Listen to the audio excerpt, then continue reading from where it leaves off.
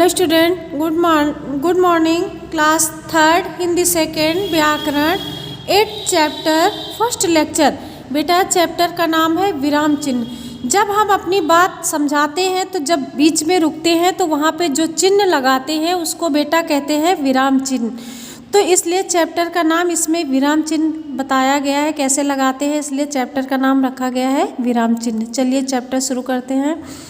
बोलते समय हम अगर अपनी बात किसी को समझाते हैं और बीच बीच में जब रुकते हैं तो रुकने को क्या कहते हैं बेटा? विराम कहते हैं। और जो चिन्ह लगाया जाता है उसको विराम चिन्ह कहते हैं। जैसे पकड़ो मत, तो ये क्या है? ये भी चिन्ह है। जाने दो, तो ये रुकने के लिए हम चिन्ह लगाए हैं, और ये जाने दो ये क्या है? ये विराम चिन्ह है।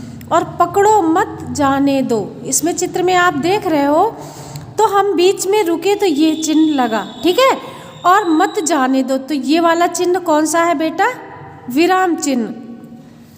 पकड़ो मत जाने दो, इस वाक्य में बच्चे को बाहर जाने को कहा जा रहा है। पकड़ो मत जाने दो, इस वाक्य में बच्चे को बाहर जाने से रोका गया है। तो दोनों वाक्य एक से है, लेकिन अलग अलग जगह पर विराम देने से दोनों का अर्थ एक दूसरे से अलग अलग हो गया है। तो लिखते समय वाक्यों में विराम देने के लिए कुछ चिन्ह लगाए जाते हैं, उन्हें क्या कहते हैं बेटा? विराम चिन्ह कहते हैं। लिखते समय विराम देने के लिए जिन चिन्हों का प्रयोग किया जाता है उसको विराम चिन्ह कहते हैं।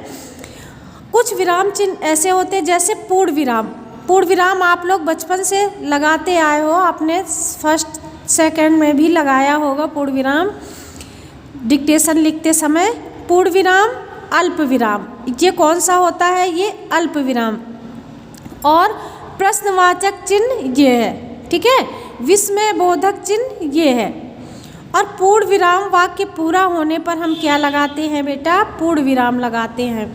अतुल पतंग उड़ा रहा है, तो ये क्या है? ये पूर्ण विराम है। और रिंकी के हाथ में चरखी है, ये भी पूर्ण विराम है। अब देखिए बेटा अल्प विराम। अल्प विराम क्या होता है? ये चिन्ह लगा हुआ है, ये है अल्प विराम।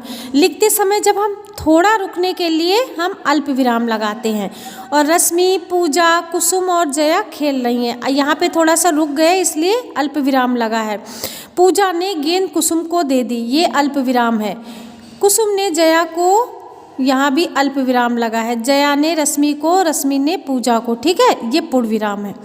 अब प्रश्नवाचक चिन्ह, जब हम कोई प्रश्न पूछने के लिए प्रश्नवाचक चिन्ह लगाया जाता है, जैसे आप लोगों ने क्वेश्चन आंसर किए होंगे तो क्वेश्चन के आगे क्या लगा रहता है? क्वेश्चन मार्क, तो उसको प्रश्नवाचक चिन्ह हिंदी में कहते हैं।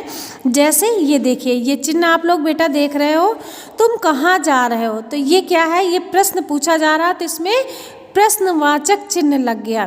क्या तुम्हें क्रिकेट खेलना पसंद है, ये भी पूछा जा रहा है, तो ये भी प्रश्न पूछा जा रहा है, ठीक है, तो इसमें भी प्रश्नवाचक चिन्ह लग गया। तुम्हारे थैले में क्या है, ये भी प्रश्न है, तो प्रश्नवाचक चिन्ह। अब अगला देखिए विस्मय बोधक चिन्ह। खुशी, दुख, घृणा, डर और आश्चर्य व्यक्त करने के लिए विस्मय बोधक चिन्ह का प्रयोग किया जाता है, ये विस्मय बोधक चिन्ह है। जैसे वाह, भारत मैच जीत गया। अरे आप कब आए, तो वाह भारत खुशी में, ये चिन्ह लगा। अरे आश्चर्यचकित, आप कब आए, तो इसमें भी विस्मय बोधक चिन्ह लगा। ओह उसे चोट लग गई, तो इसमें विस्मय बोधक चिन्ह लगा।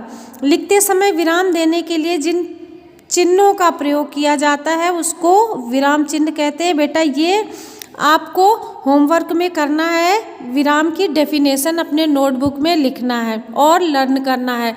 अगला लेक्चर कल पढ़िएगा। Thank you class.